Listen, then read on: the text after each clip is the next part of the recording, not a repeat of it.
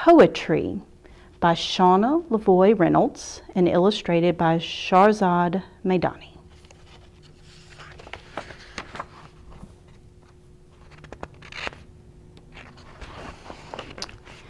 The snow had melted, the buttercups were blooming, and Sylvia celebrated winter's end by writing a poem about spring.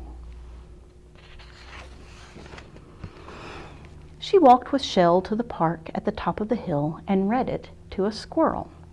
Spring is here at last. I hope it doesn't end too fast. Like a bee, I'll sniff each flower and I'll enjoy springy hour so much. The squirrel seemed grateful. Sylvia tied her poem to a birch tree and headed home, hoping that it didn't count as littering if it made the world more splendid. The next morning, Sylvia passed the birch tree on her way to school. From a distance, she saw her poem fluttering in the breeze. But when she got closer, she realized that it wasn't her poem at all.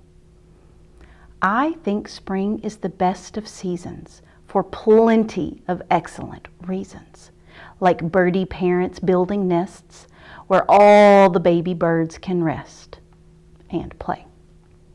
Sylvia's heart did a somersault. She never imagined the birch might write back. In class, Sylvia daydreamed about her new leafy friend. "Sylvia, please pay attention," said Mrs. Oliver. "Yeah, Sylvia," whispered Walt, the boy sitting behind her. Their classmates giggled and Sylvia sank in her seat.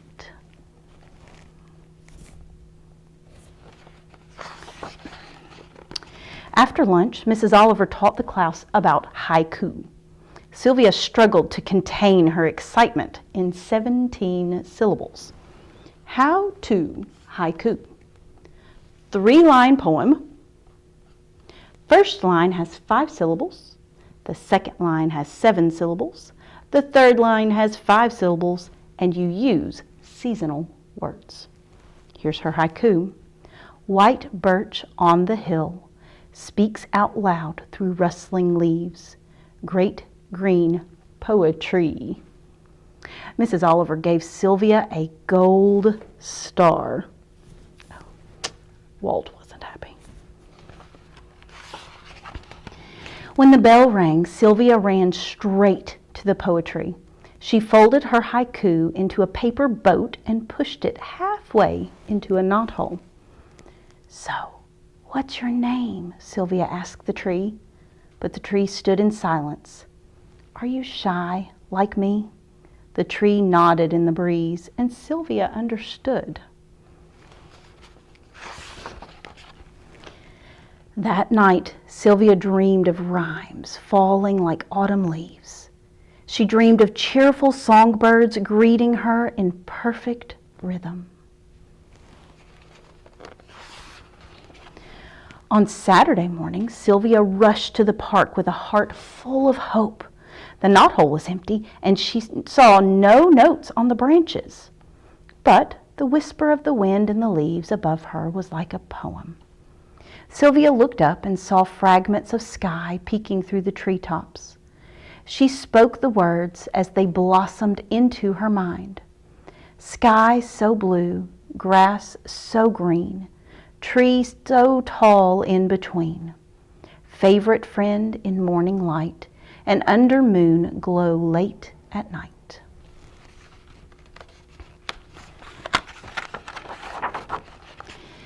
Sylvia selected a twig from the ground and gripped it like a pencil. "By Sylvia," she wrote in the air, but that didn't seem right. "Love, Sylvia." She waved her stick with a flourish, accidentally hitting a branch. A tightly folded ninja star fell to her feet. Sylvia couldn't unfold it fast enough. "I've wondered a while, can a tree and child be friends? Your words give me hope." Sylvia felt a spark in her heart. Good thing she brought sidewalk chalk. She scrawled in big, blocky letters so the birch could see, I never thought that I would see such lovely poems from a tree. I wish that I could climb and live among the words you love to give. But if I lived up in a tree, I sure would miss my family, especially Shell.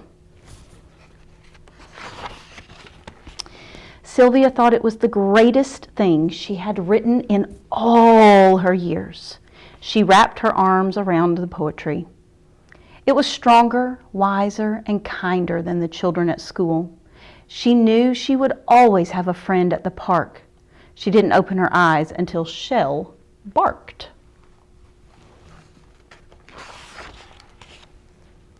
Walt was there, staring at the ninja star haiku sticking out of Sylvia's pocket.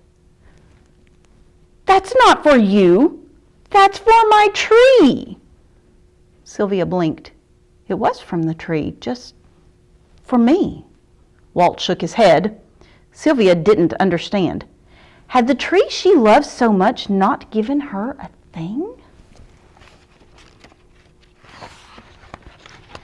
Sylvia didn't want to cry. Not at the park. Walt didn't want her to cry either. "I'm sorry I was mean at school," he said. Sylvia smiled. A friend of the tree is okay with me.